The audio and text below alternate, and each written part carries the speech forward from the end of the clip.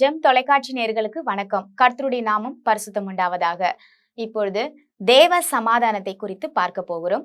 பிலிப்பியர் 4:7. அப்பொழுது எல்லா புத்திக்கும் மேலான தேவ சமாதானம் உங்கள் இருதயங்களையும் உங்கள் சிந்தைகளையும் கிறிஸ்து இயேசுவுக்குள்ளாக காத்துக்கொள்ளும்.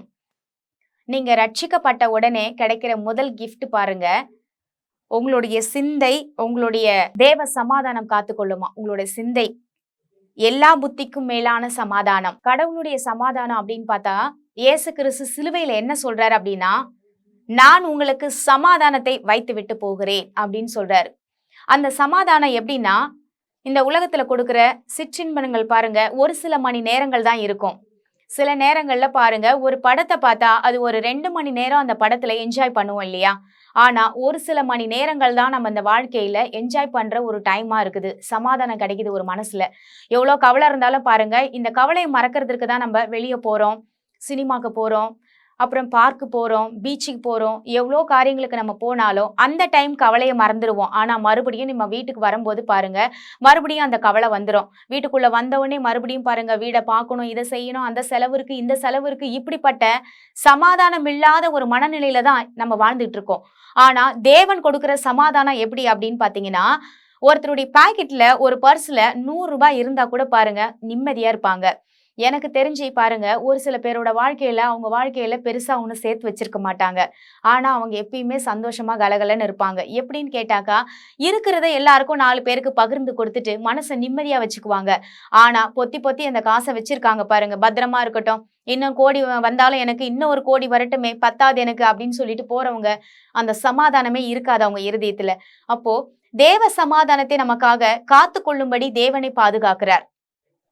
நமக்கு தேவ சமாதானம் எங்க கிடைக்குது அப்படின்னா, முதல்ல ரட்சிக்கப்பட்ட உடனே பாருங்க, புதுசா நீங்க யாராவது ரட்சிக்கப்பட்டிருந்தீங்கன்னா உங்களுக்கு தெரியும், இதயத்துல வேற யாருக்குமே சொல்ல முடியாது, உள்ளான உணர்வு மூலயமா நம்மளால அனுபவிக்க முடியும். ஒரு சந்தோஷமா இருக்கும். ஏன்னா என் முன்னோர்கள் செஞ்ச வாழ்க்கை பாருங்க, என் முன்னோர்கள் அவங்க செஞ்ச பாவங்கள் என்ன பின்தொடராது. நான் இயேசுவை ஏற்றுக்கொண்ட இன்னைக்கு என் வாழ்க்கையில ஒரு புதிய மாற்றம், என்னுடைய வாழ்க்கை மாறிடுச்சு அப்படின்னு நினைக்கும் போது அன்னைக்கு ஒரு புதிய சந்தோஷம் கிடைக்கும். நிறைய இடத்துல பாருங்க, ஞானஸ்தானம் எடுக்கிறப்ப ஒரு கல்யாண திருவிழா மாதிரி நடத்துவாங்க.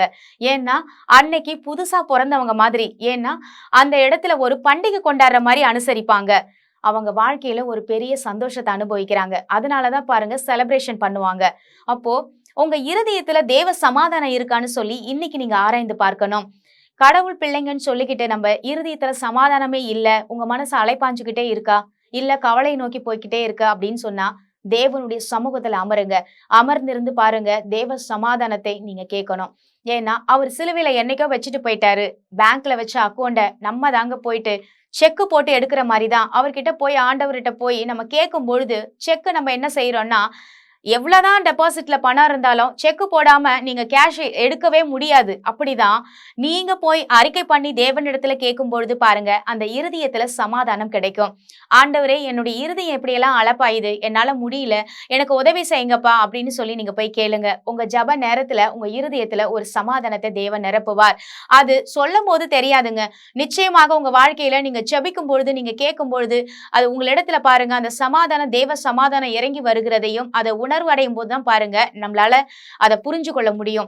மத்தவங்க சொல்லும் பொழுது தேவ சமாதானமா, அதெல்லாம் சும்மாதான், அதெல்லாம் சொல்லிக்கிறாங்களே தவிர என் வாழ்க்கையில ஒரு நிம்மதி கூட கிடையாது அப்படின்னு நீங்க பேசிட்டு இருக்கலாம். ஆனா உங்க வாழ்க்கையில தேவன் சமாதானத்தை கொடுக்க விரும்புகிறார். அவர் உலகம் தருகிற சமாதானத்தை அல்ல, அவருடைய சமாதானத்தையே தருகிறேன்னு சொன்னார். அவருடைய சமாதானம் என்ன தெரியுங்களா? உங்க வாழ்க்கையில பிரச்சனை நடந்தாலும் சரி, உங்க பாக்கெட்ல காசே இல்லைனாலும் சரி, எப்பயுமே உங்க மனசு நிம்மதியா இருக்கும். இது கோடி ரூபாய் கொடுத்தாலும் யாராலையும் காசு கொடுத்து வாங்குற ஒரு சமாதானம் இல்லைங்க. இது கடவுளா நமக்கு இலவசமா கொடுத்தது. அந்த ஈவை பெற்றுக்கொள்ள நாம தான் முயற்சி எடுக்கணும், கடவுள்கிட்ட கேட்கணும். அவர் ஆரம்பத்துல கொடுத்திருப்பாரு, ஆனா அதெல்லாம் நம்ம மறந்திருப்போம். ஆனா ஜெபிக்கும் பொழுது ஒவ்வொரு நாளும் தேவ சமாதானத்தை எனக்கு தாரும் என்று நீங்க கேட்டு பாருங்க. உங்க இருதயம் பாருங்க ஒரு மாறுதல் அடையும். வாங்க நம்ம இன்னைக்கு சமாதானத்துக்காக ஜெபிப்போம்.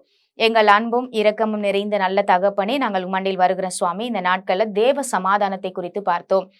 நாங்க ஆண்டவரே மனுஷன் கொடுக்கிற சமாதானம் ஏதோ கொஞ்ச நாள் ஆண்டவரே கொஞ்ச நேரத்துக்கு ஆறுதல் சொல்லுவாங்க. அது எங்க ஃப்ரெண்ட்ஸா இருந்தாலும் சொந்தக்காரங்களா இருந்தாலும். ஆனா அதுக்கப்புறம் பாத்தீங்கன்னா எங்க பின்னாடி அவங்களே தப்பா பேசுவாங்க. ஆனா அதை காட்டிலும் ஆண்டவரே நீர் கொடுக்கிற சமாதானம் எப்படிப்பட்டதுன்னா எங்க இருதயபூர்வமா ஒரு சந்தோஷம். எங்க வாழ்க்கையில எது இருக்கோ இல்லையோ கடவுள் எங்க கூட இருக்கிறார். நாங்க அனாதையாக இல்ல. எங்களுக்கு உதவி செய்ய இந்த வானத்தையும் பூமியும் உண்டாக்குன தேவன் எங்க கூட இருக்கிறீர். பாவங்கள் எல்லாம் மன்னித்தீரே. எங்க வாழ்க்கையை மாத்துறதுக்காக எங்களுக்காக கூடவே வாழ்ந்து கொண்டு இருக்கீங்களேன்னு சொல்லி ஆண்டவரே எங்க இருதயத்துல ஒரு பெரிய சமாதானத்தை ஆண்டவரே எங்களுக்கு கொடுக்கிற தேவனாய் இருக்கிறீர். அப்படிப்பட்ட சமாதானத்தை ஜனங்களுக்கு தரும்படியாக நாங்கள் வேண்டிக் கொள்ளுகிறோம். இயேசுவின் மூலம் ஜெபிக்கிறோம் நல்ல தகப்பனே, ஆமேன். கர்த்தர் நம் அனைவரையும் ஆசீர்வதிப்பாராக. God bless you.